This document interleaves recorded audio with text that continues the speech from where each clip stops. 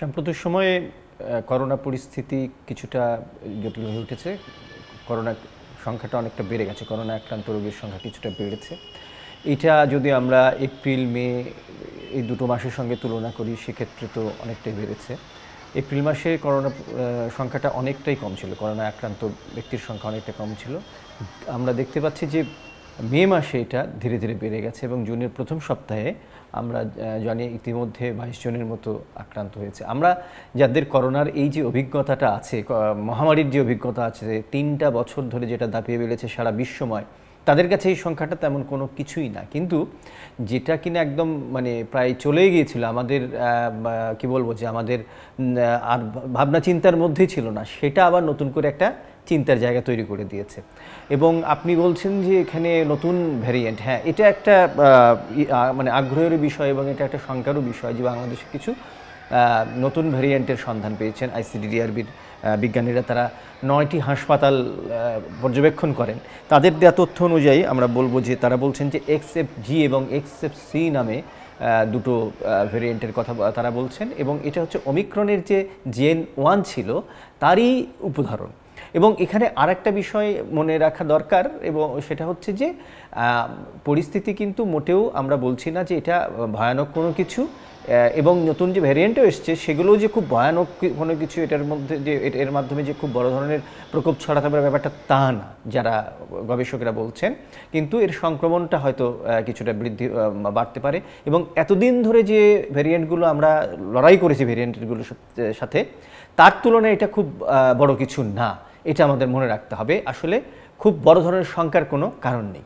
এটা আসলে তো আমাদের মৃত্যু আমরা এটাই কিনতে আসছি, আমরা যাতে সহজে না মারা যাই এবং সহজে রোগমুক্ত থাকতে পারি, আমাদের মাস্ক ব্যবহার করতে হবে। আমরা করোনার সময় যেভাবে সচেতন ছিলাম, আমাদের ঠিক সেইভাবেই এখনও চলা উচিত, সচেতন হয়েই। যদিও আমরা নিউজটা পেয়েছি, কিন্তু আমাদের এই ক্ষেত্রে সতর্ক হওয়া উচিত ছিল, যেহেতু আমাদের এখন পর্যাপ্ত টিকা যে অভাবটা, তাছাড়া আমরা একটা দেখেছি যে গতবার যে টিকাগুলো কিন্তু একটা অ্যালার্জির একটা প্রকোপ মারাত্মকভাবে ছড়াই গেছে আর কি।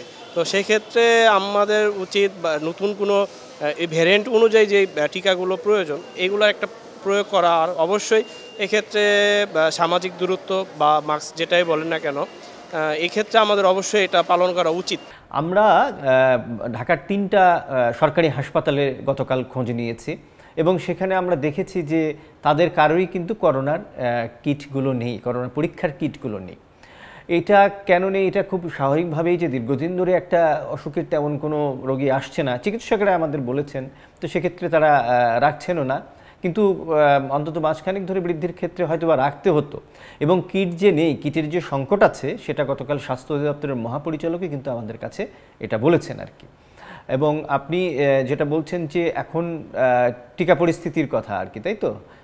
তো এই টিকা পরিস্থিতিটা আমরা দেখছি যে সরকারের যে সম্প্রসারিত টিকাদান কর্মসূচি, তাদের হিসেবে এখন 31 লাখের মতো টিকা আমাদের সংগ্রহে আছে, সেগুলো ফাইজারের টিকা।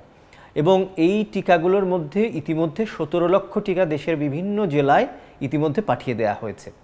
তো এর অর্থ হচ্ছে যে এই যে টিকাগুলো 17 লক্ষ যে টিকা পাঠিয়ে দেওয়া হয়েছে, আগামী 6 আগস্টের মধ্যে কিন্তু এগুলোর কার্যকারিতা শেষ হয়ে যাবে, মানে 70 দিনের বেশি কিন্তু এগুলো বাইরে রাখা যায় না। তো সেক্ষেত্রে আমাদের হাতে আছে আসলে 14 লক্ষ টিকা। তো এটা আসলে খুব বড় সংগ্রহ না, ভালো সংগ্রহ না। এখন টিকা মানে যারা জনস্বাস্থ্য বিশারদ তারা কিন্তু বলছেন যে 3টা শ্রেণীর কথা সুনির্দিষ্টভাবে। একটা হচ্ছে যে যারা বয়স্ক, যাদের নানা ধরনের অসুখ আছে, ডায়াবেটিস, কিডনির অসুখ বা ক্যান্সারে আক্রান্ত রোগী, পার্শ্ব অসুখ যেগুলো আছে আর কি, তারা। তারপরে হচ্ছেন যে অন্তঃসত্ত্বা নারী, এই ধরনের ভালনারেবল গ্রুপে যারা আছেন, তাদের জন্য কিন্তু এখন টিকাটা দেওয়া জরুরি। তারা যদি টিকার সমস্ত মানে সবকটা দিয়েও ফেলেন, তারপরেও তাদের দিতে হতে পারে। এমন অনেকেই বলছেন যে আমরা যারা 6 মাসের বেশি টিকা, আমাদের মেয়াদ শেষ হয়ে গেছে, যারা 6 মাসের আগে দিয়েছি, তারাও তাদেরও টিকা নেওয়ার দরকার হতে পারে। হ্যাঁ, আমরা মারা যাওয়ার কথাটা বলি, গত বৃহস্পতিবার কিন্তু করোনা একজন মারা গেছেন, এটা বেশ কয়েকদিন পর মারা গেলেন, এবং তারপর থেকেই এটা নিয়ে একটু জোরে সোরে আলোচনা হচ্ছে।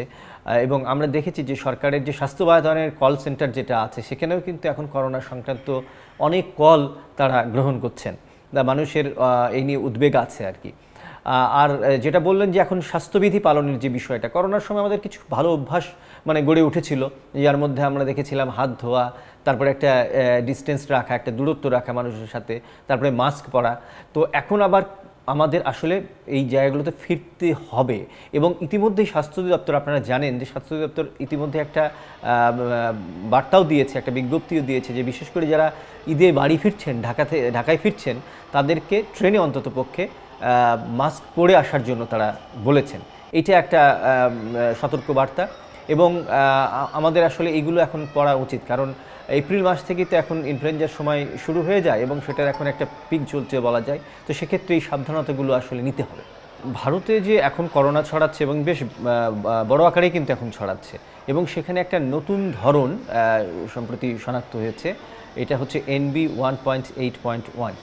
এবং বিশ্ব স্বাস্থ্য সংস্থা বলছে যে এটা খুব ফ্যাটাল, মানে এটা খুব মারাত্মক না হলেও এর এর বিস্তারের ক্ষমতা বা সংক্রমণের ক্ষমতাটা কিন্তু অনেকটাই বেশি। তো সেটা কিন্তু আমাদের জন্য একটা ভীতির কারণ এই জন্য যে আমরা আগেও দেখেছি যে ভারতে সাধারণত করোনার যে ভ্যারিয়েন্টটা ডমিনেন্ট হয়ে যায়, যে ভ্যারিয়েন্ট বেশি ছড়ায়, কালক্রমে এবং খুব অল্প দিনের মধ্যে সেটা আমাদের দেশেও চলে আসে। এটা খুব স্বাভাবিক, আমাদের একটা দীর্ঘ সীমান্ত আছে এবং যোগাযোগ আছে, এটা তো স্বাভাবিকভাবেই চলে আসে। তো সেটা কিন্তু আমাদের জন্য একটা উদ্বেগের বিষয়। এবং স্বাস্থ্য দপ্তরের যারা স্বাস্থ্য নিয়ে যারা কাজ করেন, গবেষকরা তারা এবং জনস্বাস্থ্যবিদরা বলছেন যে আমাদের সীমান্ত এলাকাগুলো, সীমান্তের ক্ষেত্রেতে আমাদের কিন্তু আগে এক ধরনের মনিটরিং ছিল, তো সেই জিনিসটাকে আরও একটু জোরদার করা, সেটাকে এই মুহূর্তে করা দরকার।